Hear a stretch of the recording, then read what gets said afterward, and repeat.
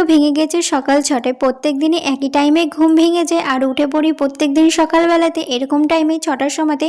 আজকে তোমাদের সঙ্গে ভাবলাম একটু শেয়ার করি সকাল ৬টা থেকে ঘুম থেকে উঠে যাওয়ার পরে কি কাজ করি না করি সমস্ত কিছু তাই তোমাদের সঙ্গে শেয়ার করছি। সকাল থেকে দুপুর পর্যন্ত সমস্ত কিছু এই ব্লগে দেখতে পাবে, কি করছি না করছি। আজকে ভাবলাম সমস্ত কিছুটাই তোমাদের সঙ্গে শেয়ার করি। আর এদিকে কিন্তু বর এখনো ঘুম থেকে উঠেনি, বর কিন্তু ঘুমিয়েই আছে, ওই দেখো চাদর ঢাকা নিয়ে। তো চলো তোমরা সবাই দেখতে থাকো। হ্যালো সবাই, তোমরা সবাই কেমন আছো? আশা করি খুব ভালো আছো, আমিও ভালো আছি গো। আমার কিন্তু ফার্স্টে দেখলে তোমরা ঝাড় দিলাম, ঝাড় দেওয়া কিন্তু কমপ্লিট হয়ে গেছে। হওয়ার পরে তারপরে কিন্তু মুছে নিচ্ছি আমি। দুই ঘর তো মোছা কমপ্লিট হয়ে গেছে। মোছার পরে এ দেখো ডাইনিংটাও কিন্তু ভালোভাবে মুছে নিলাম। মোছা কিন্তু কমপ্লিট হয়ে যাওয়ার পরে তারপরে নিচে চলে আসলাম ঝাড় দিতে দিতে। আর কিন্তু নিচটাও আমার ঝাড় দেওয়া হয়ে গেল। নিচটা কেন অন্ধকার দেখতে পাচ্ছ বলো তো? মা যেহেতু এখনো ঘুমিয়ে আছে, মানে শাশুড়ি মা, তাই জানলাটা খোলা ছিল না, তার জন্য অন্ধকার দেখলে তোমরা। আর এদিকে কিন্তু আমার ঝাড় দেওয়া কমপ্লিট হয়ে যাওয়ার পর কিন্তু সদরে আমি জল দিয়ে দিচ্ছিলাম। জল দেওয়া তো কমপ্লিট হয়ে গেল। কমপ্লিট হয়ে যাওয়ার পর তারপরে এ দেখো ভেতরে এসে কিন্তু আমি জানলাটাও খুলে দিলাম। খুলে দেওয়ার পর ঘরে কিন্তু আমার ঝাড় দেওয়া কমপ্লিট হয়ে গেছে। যেহেতু মা ঘুমাচ্ছে তার জন্য ঘরের জানলা কিন্তু খুলিনি, জানলা লাগিয়েই কিন্তু ঘরটা আমি ঝাড় দিয়ে দিয়েছি। আর বাইরে এ দেখো এই দরজাও খুলে দিলাম, খুলে দিয়ে ঝাড় দেওয়া কমপ্লিট হয়ে গেল। তারপরে এই সদর দরজাতেও জল দিয়ে দিলাম। জল দেওয়া কমপ্লিট হয়ে যাওয়ার পর ঘর কিন্তু মোছা হয়ে গেছে আমার। মোছা কমপ্লিট করে তারপরে এই যে ডাইনিংটাও মুছে নিলাম। ডাইনিংটা মোছা হয়ে গেলেই তারপরেই কিন্তু আমি ওপরে চলে যাব। ওপরে গিয়ে তো দেখবো বরমশাই তো ঘুম থেকে উঠে পড়েছে। এ দেখো ওই এসে দেখছি উঠে পড়েছে। তারপরে আমি বিছানাটাও ভাবলাম তুলে নিই, তার জন্য একবার আমি বিছানাটাও তুলে নিলাম। বর উঠে যাওয়াতে আমার সুবিধাই হয়েছে, যেহেতু উঠে গেছিলো বলে বিছানাটাও কিন্তু কমপ্লিট হয়ে গেল তোলা আমার। আর এদিকে কিন্তু আমি সকালবেলাতে ঘুম থেকে উঠেই কিন্তু জামা কাপড় ভিজিয়ে দিয়েছিলাম, সেই জামা কাপড়গুলো কিন্তু কেচে নিয়েছি। কাচা কমপ্লিট হয়ে গেছে আর এখন আমি জামা কাপড়গুলো ধুয়ে নিচ্ছি। তাই বরকে বললাম তুমি একটু আমাকে গামলাটা দিয়ে এসো ছাদে, জামা কাপড়ের এত ভারী তো আমি নিয়ে যেতে পারবো না ধরো। তাই এই দেখো বর কিন্তু গামলাটা নিয়ে চলে এসছে ছাদে। আর এই দেখো গামলাটা রেখেও দিয়েছে।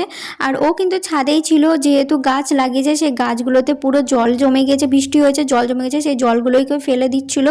গাছের পিছনেই ও একটু খাটছিল। আর আমি এদিকে কিন্তু জামা কাপড়গুলো মেলা কমপ্লিট হয়ে গেছে।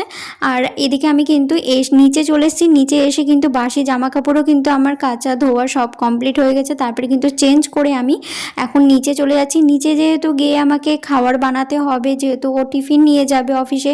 আজকে বলেছিল আমাকে ছোলা করে দিতে, ছোলা সিদ্ধ, সেটাই আমি এখন ছোলা সিদ্ধটা বসিয়ে দিচ্ছিলাম। আর পাশে বসিয়েছিলাম দুধ। মা বললো কি যে দুধটা ভালো করে ফুটায়নি, তার জন্য আমি কিন্তু আবার দুধটা গ্যাসে বসিয়ে দিলাম। আর এদিকে কিন্তু ছোলা আলু সিদ্ধ করতেও বসিয়ে দিলাম। আর এদিকে টুকটাক কাজ ছিল, সেই কাজগুলো আমি কমপ্লিট করে নিয়েছিলাম। জানো এর মধ্যে কি হয়েছে? কড়াইয়ের ঢাকনা এত চেপে লেগে গেছিল যে খুলতেই পারছিলাম না, জল দিয়েও পাচ্ছিলাম না। তারপরে চামচ দিয়ে সিটি পড়া যে হাওয়াটা বেরোবে সে হাওয়াটাও বার করছি, তবুও কিছুতেই মানে খুলছিল না ঢাকনাটা। অনেকক্ষণ চেষ্টা করার পরে তারপরে চাপ দিয়ে খুলেছে। তারপরে খোলার পরে এ দেখো ছোলা সিদ্ধটাকে আমি দিয়ে দিলাম। ছোলা আলু সিদ্ধ করে রেখেছি যেটা, সেটাকে দিয়ে দিলাম। দেওয়ার পরে এ দেখো আমার কিন্তু হয়েও গেছে। আজকে না একটু লবণটা বেশি হয়ে গেছে, আমি বুঝতে পারিনি তাড়াহুড়ার মধ্যে। এদিকে শাশুড়ি মা মেখে দিয়েছিল ময়দা, পরোটার ময়দা আর রুটির ময়দা। তো এখন আমি এই যে পরোটাগুলোকে ভেজে নিচ্ছিলাম। আর বরকে দেখো টিফিনও রেডি করে দিয়েছি। ও তো অফিস যাওয়ার জন্য পুরো বেরিয়ে পড়েছে। আর আমি ও জলের বোতল আর টিফিনটা নিয়ে দাঁড়িয়েছি, যেহেতু ওর জুতো পড়ছিল। তারপরে এ দেখো ওকে আমি জলের বোতল আর টিফিন দিয়ে দিলাম। আর ও আমাকে বলছিল নিশা কালো মেঘ করেছে যাবো কি করে, সেটাই বলছিল। ও অর্ধেক রাস্তা যেতে যেতে পুরো বৃষ্টি চলে এসেছিল, ও যেতে পারিনি। ও আবার ঘুরে কিন্তু বাড়িও চলে এসেছিল। তো বাড়ি যখন চলে এসেছিল তখন ওকে আমি বললাম, যেহেতু কিছু খেয়েছিল না, না খেয়ে চলে গিয়েছিল, তার জন্য যেহেতু ঘুরে এসছে বাড়ি, তার জন্য ওকে আমি বললাম পরোটা হয়ে গেছে তাহলে পরোটা খেয়ে নাও। তো পরোটা তো খায়নি। তো ও বললো আমাকে একটু ছোলা সিদ্ধ দাও, তাহলে ছোলাটা খেয়ে ওকে যখন ছোলা দিই তখন বললো নিশা লবণটা একটু বেশি হয়ে গেছে। সেটাই বললো। আমি না তাড়াহুড়া তো বুঝতে পারিনি গো, সেটাই বলছিলাম ওকে আমি। তো খাওয়া যাবে না সেরকম ব্যাপারটা না, মানে খাওয়া যাচ্ছিল। একবারে যে লবণে পুড়া করে দিয়েছি সেটা না, মানে সামান্য একটু লবণ হয়ে গেছে, এটাই যা। তো এদিকে কিন্তু আমার পরোটা কিন্তু ভাজা কমপ্লিট হয়ে গেছে, রুটিও ভাজা কিন্তু কমপ্লিট হয়ে গেছে। তারপরে কিন্তু বৃষ্টি যখন ছেড়ে যায় তারপরে কিন্তু শ্বশুরমশাইও খেয়ে বেরিয়ে গেছে, বড় খেয়ে বেরিয়ে গেছে। তারপরে কিন্তু এদিকে আমি দুপুরে রান্না কিন্তু বসিয়ে দিয়েছি। দুপুরে রান্না আজকে সেরকম কিছুই করিনি, সামান্যই রান্না করেছি। তোমরা দেখতে পেলে কাঁঠালের বিছুনটাকে আমি ভাজলাম।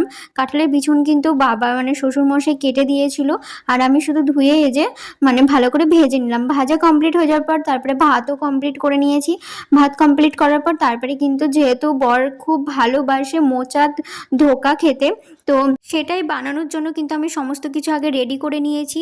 মোচা সিদ্ধ করে, তারপর ডাল বেটে, সমস্ত কিছু বড়া ভেজে আমি কিন্তু রেডি করে নিয়েছি। আর এখানে কিন্তু মশলা কষার জন্য কিন্তু দেখো সমস্ত মশলা কিন্তু আমি দিয়ে দিয়েছি, সব উপকরণগুলো দিয়ে দিয়েছি। দেওয়ার পরে দেখো ভালো করে কিন্তু আমি কষিয়ে নিয়েছি। কষানোর পরে কিন্তু আমি জল দিয়ে দিয়েছি। জল দেওয়ার পরে কিন্তু আমি যে বড়াগুলো ভেজেছিলাম সেই বড়াগুলো তখন দিয়ে দিলাম। তারপর ফুটিয়ে তারপরে নামানোর সময় একটু গরম মশলা দিয়ে নামিয়ে নিলাম। আমার কিন্তু হয়ে গেছে মোচার ধোকা রান্না কমপ্লিট। তার আরও কিছু বাসন ছিল, সেই বাসনগুলো শাশুড়ি মা কিছু ধুয়ে নিয়েছে।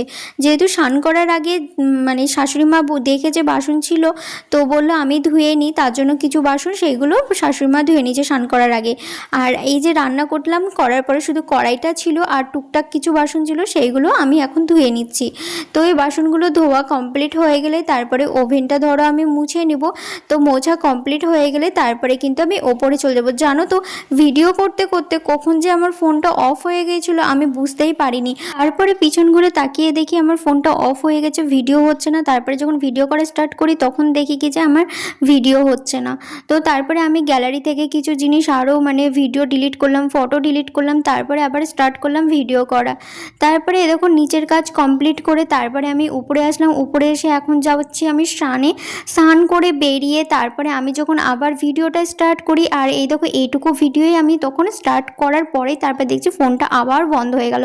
তো আমি কি ডিলিট করবো নিজেই বুঝতে পারছি না, ডিলিট করার মতো কিছুই নেই আমার গ্যালারিতে।